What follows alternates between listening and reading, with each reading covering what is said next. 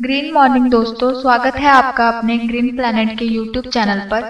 नई वीडियोस के नोटिफिकेशन के लिए subscribe button और बेल आइकन को दबाना।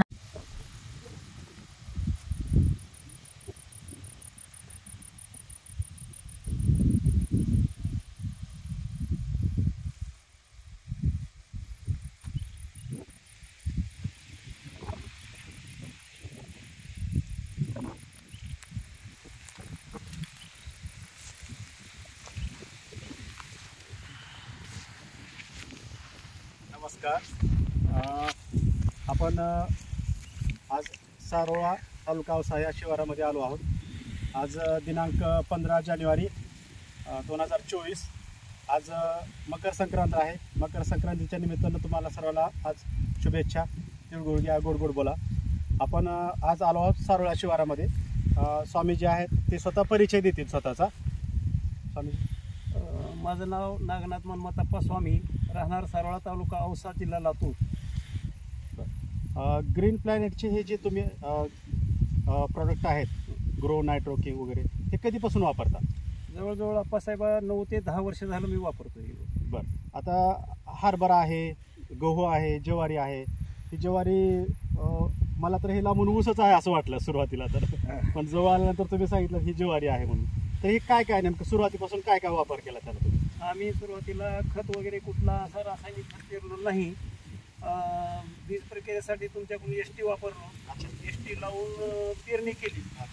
एस टी लावून पेरणी केल्यानंतर ज्यावेळेस ज्वारी एक फुटभरचा अंदाज आला त्यावेळेस ग्रो आणि नायट्रोकिंग वापरलो. फवारणी केली. आणि एक 2 फूट साईज झाल्यावर त्याच्यावर एक आळीचा प्रकार पडला. त्यावेळेस तुमच्याकडून पेस्टोवेट आणून फवारणी केल्यानंतर ते आळीचा एकदम नायनाट झाला.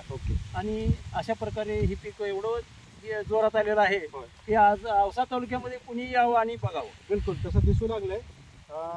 ऊसासारखंच चिपाड पण एकदम मोठं झालेलं आहे आणि पानाची साईज देखील मोठी झालेली आहे. एकदम चांगला पसार झालेला आहे पान आणि उंची देखील चांगली आलेली आहे. बाकी हरभऱ्याबद्दल काय सांगाल तुम्ही? हरभऱ्याला काय काय वापरता? हरभऱ्याला आम्ही सुरुवातीला बीज प्रक्रिया एस टी लावून हरभरा पेरला. खत वगैरे बाकी कुठलाच नाही. ज्यावेळेस 20-22 दिवस झाल्यानंतर ग्रो नायट्रोकिंग फवारणी केली. हरभरा भरमसाठ फूट झाली. आणि ज्यावेळेस त्याला आळीचा काही प्रादुर्भाव वाटला, आळी पडूच नाही म्हणून नीम वापरला. नीम वापरला सुरुवातीला. आणि पॅनेटचा नीम. नीम. आणि त्याच्यानंतर फुलघाटा व्हायच्या पिरियडमध्ये पेस्टवेट वापरतो. पेस्टवेट स्टिकर आणि त्याच्यासोबत ब्लूम वापरलाय स्टेजमध्ये. आणि यावर्षी साल खराब असल्यामुळे परत अजून आळी पडण्याचा संभव दिसला म्हणून परत एकदा पेस्टवेट वापरलो. पुन्हा हरभरा नंबर 1 आहे. हरभरा आपण बघूच लागत. हरभऱ्याचं थोडं शूटिंग घ्या.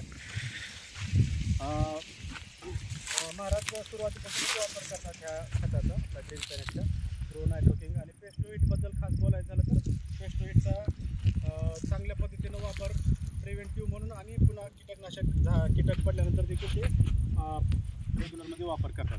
ते सालमान जे आहे ते ह्या वर्षीचं सालमान जे म्हणतायत शेतकरी सर्व सांगतायत की गव्हासाठी आणि हरभऱ्यासाठी तेवढंसं पूरक नाही. ठीक आहे. तर महाराजाचं तुम्ही आत्ताच हरभरा बघितला कसं दिसतंय ते. आपण थोड्या वेळामध्ये आपण गव्हाचं देखील बघणार आहोत.